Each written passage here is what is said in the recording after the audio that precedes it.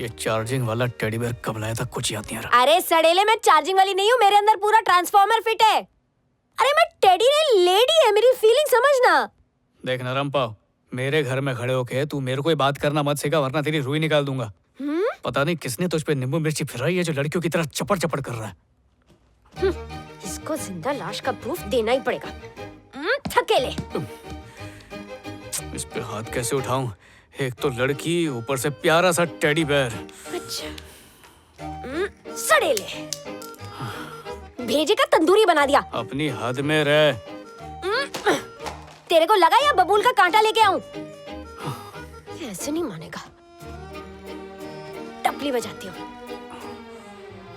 ये ले, तूने साबित कर दिया कि तू एक नंबर का पावली कम है। मैं 5वीं में 10वीं की किताबें पढ़ता था और तू मेरे को पावली कम बोल रही है। चलो। मैं सिर्फ बाहर से नरम दिखती है, अंदर से मैं अखरोट की तरह कड़क है। अरे ये तो क्या कर रहा है? अरे माँ कसम, तेरे ना नाक पे दूंगी ना तो तेरा नाक पर ये गोलू मोलू टेडी बोलता भी है क्या? तुझे भी इसकी बातें सुनाई दी क्या? हाँ, डॉल्बी में। यही तो मैं इसको कब से समझा रही, लेकिन ये कबूतर समझ ही नहीं रहा है। तेरा कोई नाम भी है क्या? अब उनका नाम श्री है। ओह, ये लड़की है।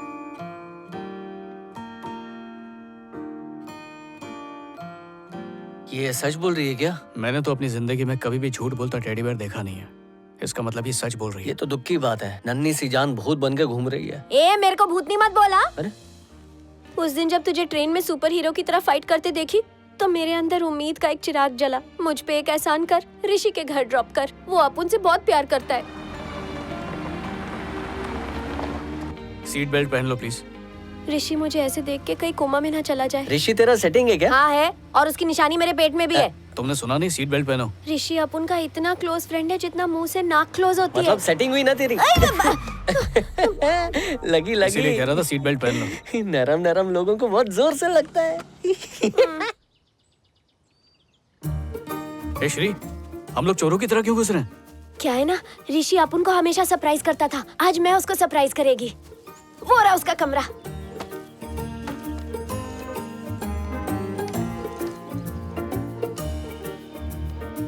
मॉम डैड घर से बाहर क्या गए? तुमने तो पूरा इंतजाम कर लिया। अरे ऐसा नहीं है, डैड के फ्रेंड्स आते रहते हैं तो ये सब डैड के सब यानी इटालियन में अच्छा, तुमने इटालियन कहाँ से? ए श्री, यहाँ पर कोई नहीं है, चल निकलते हैं यहाँ से। पर अपुन को ऋषि की और उसकी मम्मी की आवाज आ रही है। अरे टीवी चल रहा है। तुम्हारी क्या कोई गर्लफ्रेंड नहीं है क्या?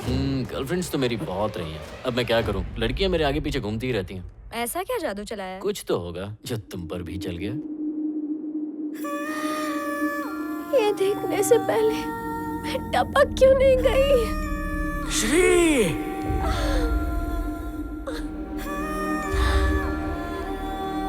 अरे लड़के नहीं, तलवार लेके आऊं क्या? मोबाइल होते हैं। एक कनेक्शन जरा सा वीक क्या हुआ कि दूसरा एक्टिवेट कर लिया। अरे इतना गर्म होने की जरूरत नहीं है। तू तो टेडी बन गई है ना, उसके बच्चे तेरे साथ खेलेंगे। पूरा बैटर मैंने तैयार किया और इडलियां टेडी से घायल शेरनी बन गई है। ज्यादा छेड़ मत, वरना तुझे पंजा मार देगी। उसके लिए डाइटिंग की, नॉन वेजिटेरियन से वेजिटेरियन बनी, चिकन लॉलीपॉप भी छोड़ दिया और उस उल्लू के पट्टे ने अपुन को ही छोड़ दिया। अरे भूल जा उसको, अपनी जान मत जला। इससे अच्छा तो उस इंसान के बारे में सोच जो तुझ पे अपनी जान छिड़कता है।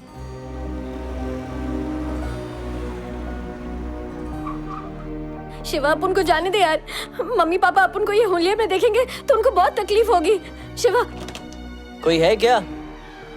Hello uncle aunty. ए, कोई नहीं है, चल चल वापस। देख, तेरे को टेडी का श्राप लगेगा। हाँ? नहीं, तुझे यहीं पर रहना चाहिए। ए, चल। कुछ सुना तूने? हाँ,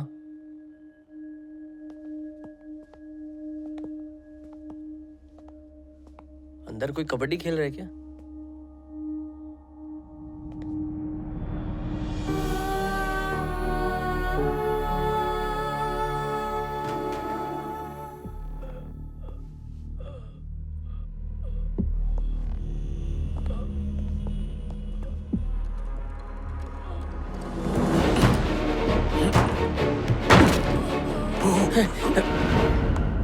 लीजिए पानी, अच्छा लगेगा।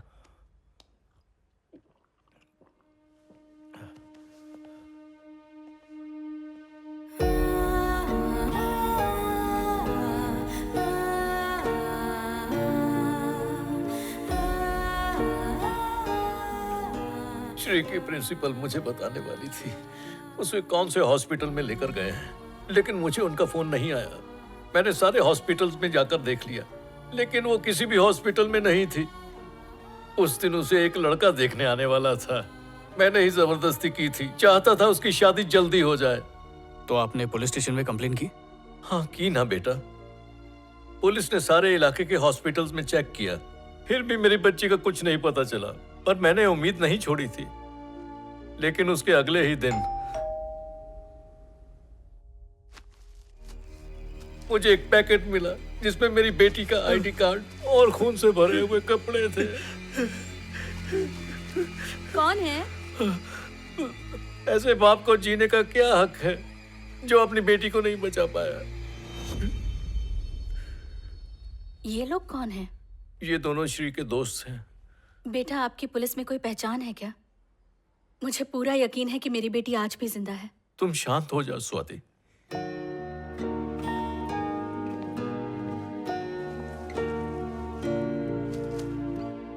बेटा, ये क्या कर रहे हो?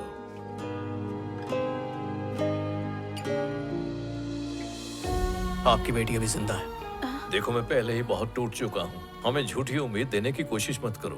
मैं जानता हूँ आपके लिए मानना मुश्किल है, पर मैं झूठ नहीं बोल रहा हूँ। थोड़ा वक्त दे दीजिए, मैं उसे ले आऊंगा।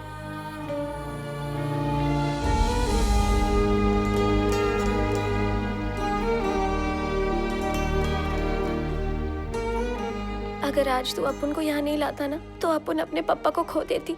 ये एहसान करके तूने अपुन का दिल जीत लिया रे। यार उस दिन मौका कितना सही था, पर तुम्हारे मम्मी पापा की टाइमिंग गलत। उस दिन मिस कर दिया। सेक्शन। किस करूं क्या? गली गली में खली बली। ए भाई, लगता है इस रायबरेली में पढ़ने के लिए सिर्फ तू ही आता है। इन बच्चे लोगों से कुछ सीख तू। इस किताब में लिखा है कि शरीर जब अधमरा हो जाता है तो उसकी आत्मा निकल के अपनी एक अलग जिंदगी जीना शुरू कर देती है। ये शक्ति सभी आत्माओं को नहीं मिलती, सिर्फ उन्हीं को मिलती है जिनकी इच्छाएं अधूरी रह जाएं। हाँ? शरीर भले ही अधूरी इच्छाओं को भूल जाए, पर आत्मा कभी नहीं भूलती, जन्मों तक उसके लिए तड़पती रहती है। इसी बौखलाहट में जब तुम्हारी आत्मा निकली तो सामने जो बेजान चीज मिली उसमें वो प्रवेश कर गई। खोपड़ी के ऊपर से गया। नहीं समझी ना?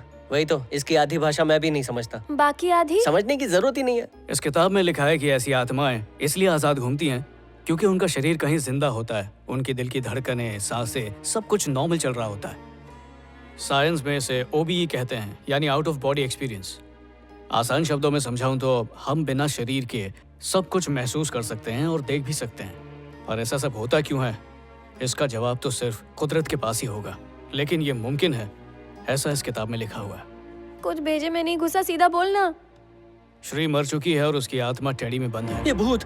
शिवा, जब अपुन ने अपुन की बॉडी को स्ट्रेचर पे देखा था तो अपुन की सांसें चल रही थी।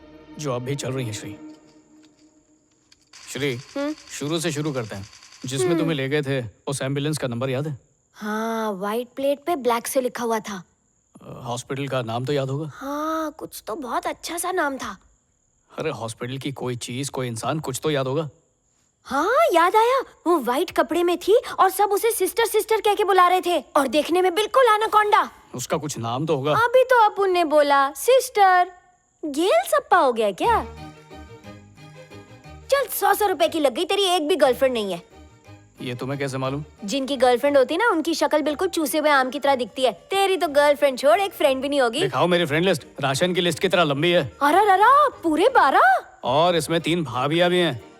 ये लो, एक और लड़की की फ्रेंड रिक्वेस्ट आ गई। और वो लड़की, अरे ये तो मम्मी है। चलो कंफर्म, आप 13 दोस्त हैं, वो भी 4 साल में। फूट गई किस्मत उनकी। अब जरा श्री के नाम के प्रोफाइल पर सर्च मार। श्री, हाँ? 12 लाख फ्रेंड्स? ये तो बोरीवली के पॉपुलेशन से भी ज्यादा है। 1 लाख फ्रेंड रिक्वेस्ट अपुन ने अभी तक पेंडिंग रखी है।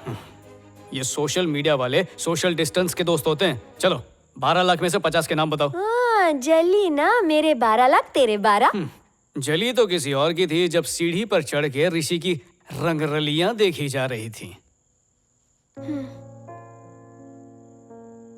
वापस जली क्या? टेंशन मत ले शिवा, अपुन उसकी याद में बेवड़ी नहीं बनेगी। दिल टूटने के बाद हर कोई बेवड़ा या चरसी बने ये जरूरी नहीं है श्री। कुछ मुझ जैसे आंसू का घूंट पी के भी चुप रह जाते हैं, घुटते रहते हैं, तड़पते रहते हैं।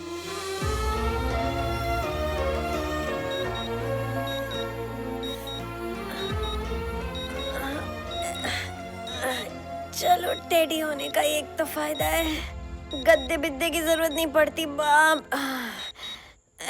लेकिन ये अलार्म अल्ताफ राजा के गानों की तरह अपन के कानों में क्यों बज रहा है?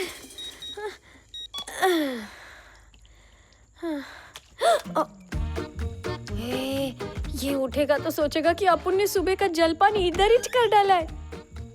अभी साफ करती है।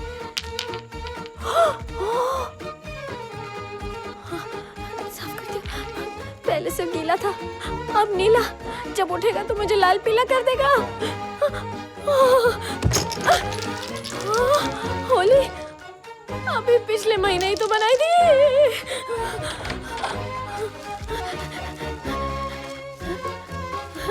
अबे ये टिश्यू पेपर है या द्रौपदी की साड़ी? ये क्या हो रहा है? बाप रे, हथेली गरम कर रहा है। लगता है उठते ही गर्मा गर्म चमाट देगा। जल्दी गरम।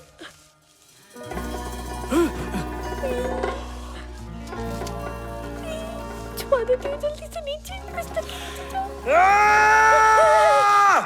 सॉरी शिवा, गलती से ये छोटी सी मिस्टेक हो गई। ये छोटी मिस्टेक है। ये छोटी है तो फिर बड़ी क्या होगी? बोलती क्यों नहीं? शिवा, अरे माँ खोलो मत, सिर्फ लॉक करो। शिवा, वो साइकेट्रिस्ट डॉक्टर जिससे तू मिलने गया था, जिसने अपनी शादी तोड़ दी थी, वो आई है। आप शरबत में शक्कर घोलो, मैं बस अभी आया। जल्दी आ। अरे जाओ ना बेटा, तुम अंदर जाओ, अंदर ही जाके मिल लो उससे। जल्दी जल्दी जल्दी। शिवा क्या कर रहे हो? जब तक वो मेरे कमरे से बाहर ना जाए कोई आवाज मत करना। बस 2 मिनट ही तो लगेगा, अभी साफ कर देती हूँ। ये क्या शिवा, खुद से बातें कर रहे थे क्या? नहीं, फोन पे था। और ये सब क्या है?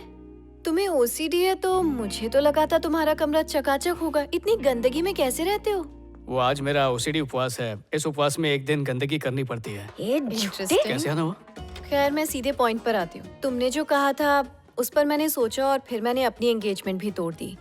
लड़का लंदन में रहता है, डॉक्टर है। हमारी सिर्फ 2-3 बार फोन पर बात हुई, दैट्स इट। मुझे उसके साथ कोई कनेक्शन ही फील नहीं होता था। देखो, अगर तुम लॉन्ग टर्म कमिटमेंट के लिए तैयार नहीं हो तो कोई बात नहीं, हम यूं ही साथ रह सकते हैं।